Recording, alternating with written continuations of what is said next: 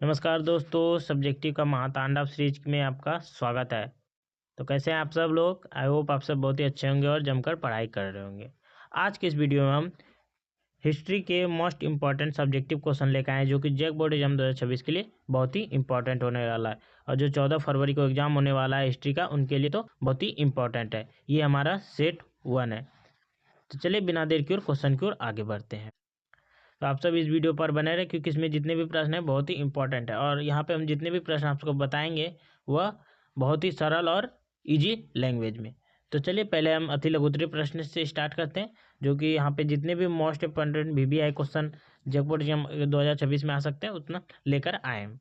तो चलिए स्टार्ट करते हैं। पहला प्रश्न है हमारा कि गोपुरम क्या है। तो गोपुरम जो है दक्षिण भारत में मंदिर के प्रवेश द्वार को क्या कहा जाता है? गोपुरम कहा जाता है। गोपुरम विशाल और ऊंचा बनाए जाते थे, जो चित्रकला से अलंकृत होते थे।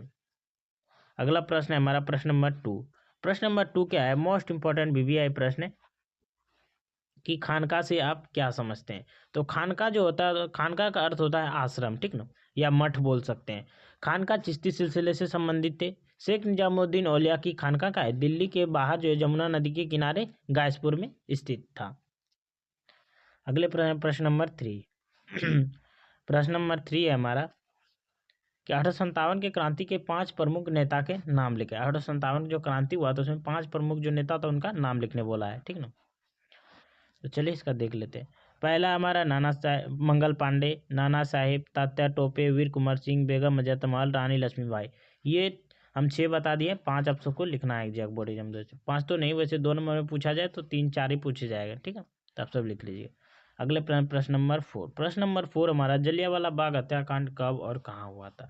तो जलियांवाला बाग हत्याकांड कब और कहाँ हुआ था? तो जलियांवाला बाग हत्याकांड जो है वो 1919 को हुआ था। कहाँ पे? पंजाब के अमृतसर में हुआ था।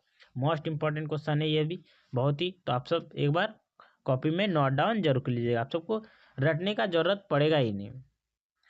तो चलिए अब देख लेते हैं लघुत्तरीय प्रश्न, short answer type question. Most important है। पहला प्रश्न हमारा कि अन्नागार पर एक संक्षिप्त विवरण लिखें। या क्वेश्चन यह पूछा जा सकता है कि हड़प्पा सभ्यता में अन्नागार का क्या महत्व था। तो चलिए इसका आंसर जो है बहुत ही आसान और सरल शब्दों में जान लेते हैं। हड़प्पा सभ्यता की सबसे प्रसिद्ध इमारत विशाल अन्नागार है, ठीक ना। यह लगभग 169 फीट लंबा और 133 फीट चौड़ा था, जिसे जिसे राजकीय अन्य भंडार भी माना जाता है। इससे विशाल गोदाम में बाहर के दीवारों को 2 समूह थे। 12 दीवारों के क्या 2 समूह थे। एक पूर्व दिशा में और दूसरी क्या पश्चिम दिशा में। दोनों के बीच लगभग 5 मीटर का अंतर था। अगला हमारा पॉइंट है प्रत्येक गोदाम का मुख्य क्या नदी को ओर, जिसे अनुमान लगाया जाता है कि नदी मार्ग से अनाज लाया जाता था। और प्रत्येक गोदाम का मुख्य जो था द्वार जो था वो किस ओर था? नदी की ओर था, जिससे क्या अनुमान लगाया जाता है कि नदी से जो है अनाज लाया जाता था। अन्नागार के पास छोटे छोटे इमारत बनी है। लगभग 85 मीटर दक्षिण दिशा में ईंटों से बने गए कई गोलाकार चबूतरे मिले हैं, जिनका व्यास लगभग 3:1/2 मीटर था। इसके बीच बने छोटे छेद संभवतः अनाज पीसने के लिए काम आते थे। पास में छोटे छोटे भंडार, अनाज पीसने का फर्श तथा मजदूरों को रहने के मकान भी पाए गए। देखिए बोला जा रहा है कि अनाज लाया जाता, ठीक ना। अन्नागार के जो छोटे छोटे इमारत भी बनी थी, जो लगभग 85 मीटर के दक्षिण की दिशा में थी, ठीक ना। ईंटों से चबूतरे बने हुए थे, जिनका व्यास कितना था? 3:1/2 मीटर था। इसके बीच जो छोटे जो छेद थे उसको क्या उसका काम जो था वो अनाज पीसने के लिए किया जाता था। और छोटे छोटे भंडार, अनाज पीसने का फर्श तथा मजदूर के रहने के मकान भी वहाँ पर मिले हैं।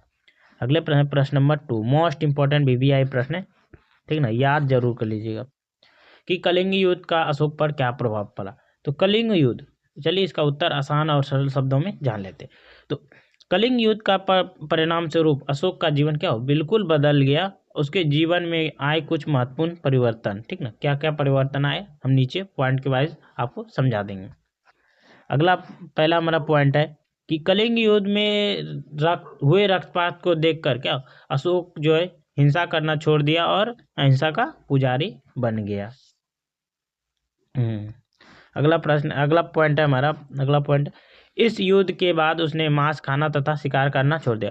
और कलिंग युद्ध के बाद क्या हुआ, अशोक ने युद्ध करना छोड़ दिया, मांस खाना छोड़ दिया और शिकार करना भी छोड़ दिया। और वहां पे जो है शिकार करना पर क्या प्रतिबंध लगा दिया, कोई भी शिकार नहीं कर सकता। तीसरा पॉइंट हमारा, अशोक ने बौद्ध धर्म ग्रहण करने के कर लिया और इसे राजधर्म घोषित कर इसके प्रचार कार्य में जुट गए। और अशोक ने क्या हुआ, अपना जो राज है वहाँ राजधर्म घोषित कर दिया इसको, बौद्ध धर्म को, और इसके प्रचार में जो है अशोक जुट गए।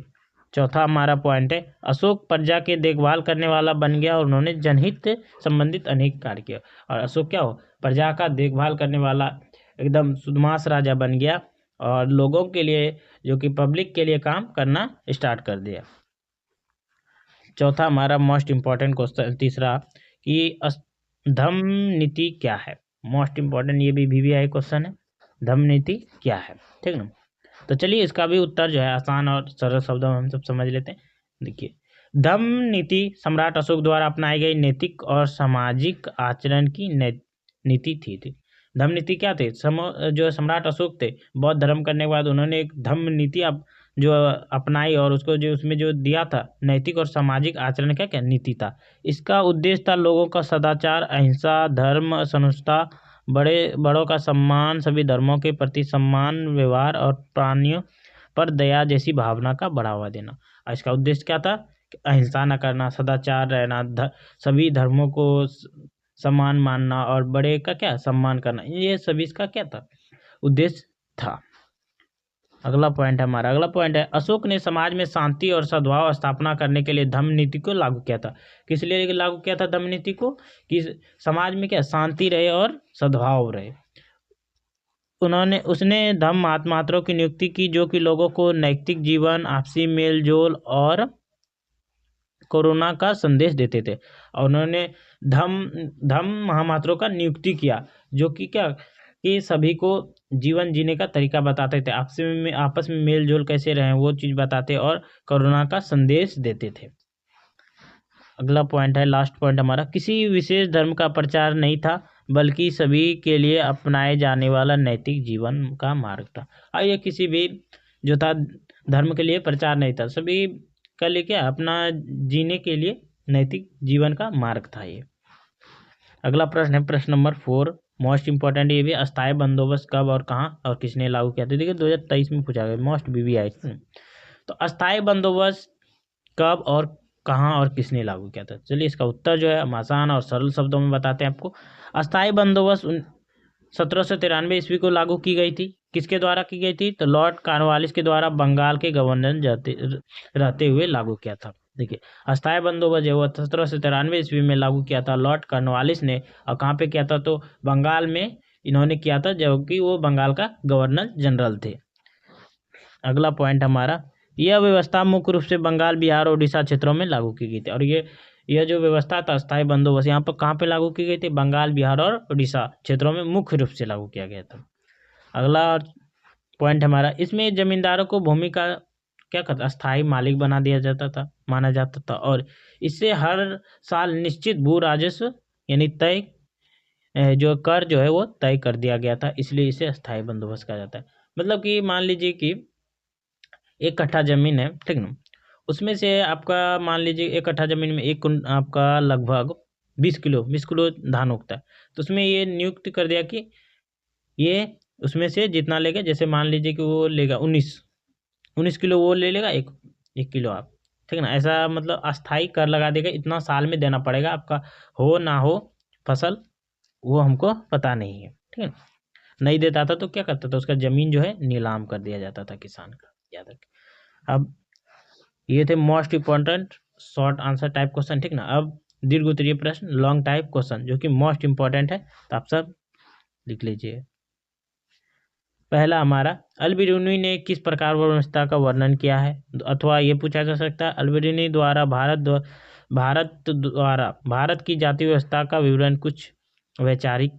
अगला ये पूछा जा सकता है अल-बिरूनी ने भारतीय जाति व्यवस्था का वर्णन किस प्रकार किया है, या क्वेश्चन ये पूछा जा सकता है कि वर्ण व्यवस्था और जाति व्यवस्था पर अल-बिरूनी के विवरण का परीक्षण कीजिए।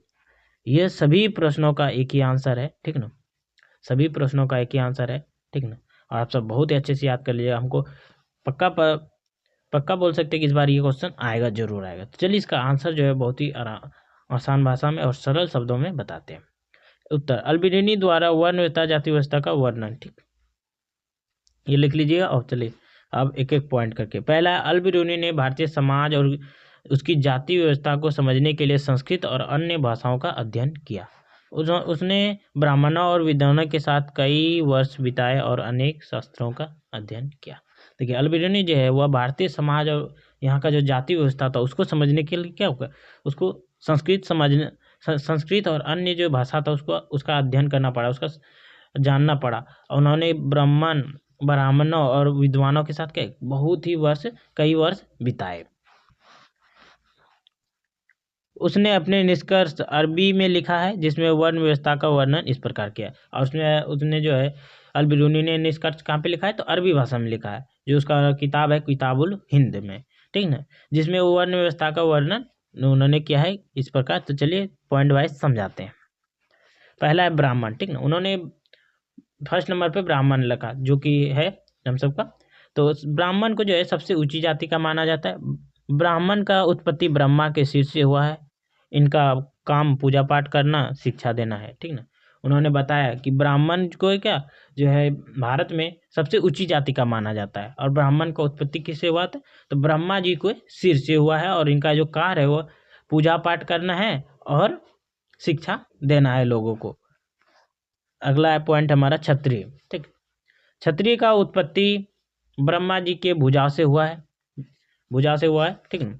और इसका कार्य शासन करना तथा न्याय करना था। और अल्बेनीज़ का अनुसार जो दूसरा जाति है भारत में वो क्षत्रिय है, ठीक ना, ब्राह्मण के बाद। तो उनका जो जन्म है वह उत्पत्ति है वो ब्रह्मा जी के भुजा से हुआ है, हाथ के भुजा से, ठीक ना। इसका कार्य शासन करना तथा न्याय करना था। तीसरा है हमारा वैश्व का उत्पत्ति ब्रह्मा जी के जांघाव से हुआ है। इनका काम व्यापार और कृषि करना था।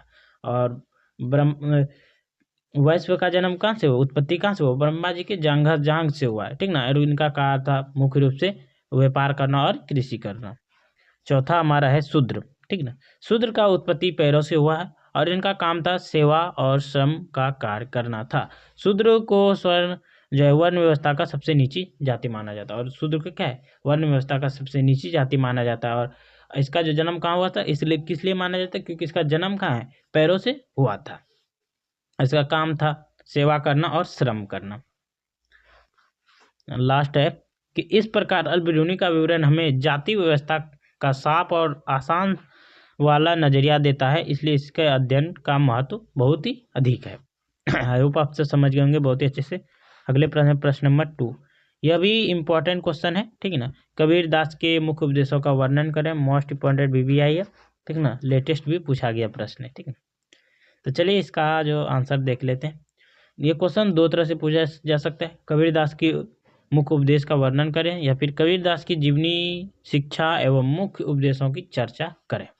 यह क्वेश्चन देख ले लेटेस्ट 2024 में पूछा गया, तो आप लोग याद जरूर कर लीजिएगा, बहुत ही अधिक चांस। तो चलिए इसका उत्तर देख लें। तो कबीर दास के मुख्य उपदेश निम्नलिखित है, ठीक है। पहले हम जीवनी पढ़ेंगे इसका, ठीक है, उसके बाद उपदेश जो है। कबीर दास का जन्म 1425 ईस्वी को माना जाता है, ठीक। कहा जाता है कि उनका लालन पालन जो पोषण है वो वाराणसी में जुल्हा जाति और नीरू और नीमा ने किया है। देखिए, कबीरदास का जन्म है वो 1425 ईस्वी में माना जाता है। और कहा जाता है कि जो उनका लालन पालन है कबीरदास का, वाराणसी में जुल्हा जाति के जो नीरू और नीमा ने किया था। उनका नाम कबीर रखा गया, जिसका अर्थ क्या होता है, महान होता है। और नीरू नीमा ने कबीर का नाम क्या रखा, कबीर। कबीर का अर्थ जो होता है वो महान होता है। अगला हमारा पॉइंट है कि कबीर दास ने हिंदू मुस्लिम दोनों की एकता पर बल दिया। उन्होंने बताया कि ईश्वर एक है और इंसान भी उसके बच्चे हैं। और कबीर दास ने बताया कि हिंदू और मुस्लिम दोनों को एकता पर क्या बल दिया, एकता करने का कोशिश किया। उन्होंने बताया कि ईश्वर क्या है, एक है और जो सभी इंसान है उसके बच्चा है। अगला हमारा पॉइंट है कि कबीर दास निर्गुण भक्ति के समर्थक थे। वे कहते थे कि भगवान का कोई रूप नहीं होता, वह मन के अंदर बसता है। और कबीर दास क्या थे, निर्गुण भक्ति के समर्थक थे।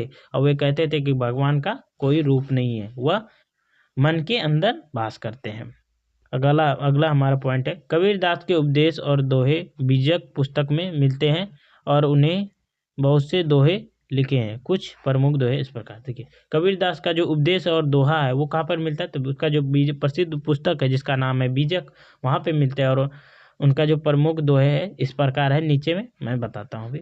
पहला हमारा है कि साई इतना दीजिए जमे कुटुंब समाए, मैं भी भूखा ना रहूं साधु भी भूखा ना रहे। ये उनका एक दोहा है, ठीक ना। अगला दोहा है हमारे पास कि दुख में सुमरन सब करे, सुख में करे ना कोई, जो सुख में सुमरन करे तो दुख काहे को होए।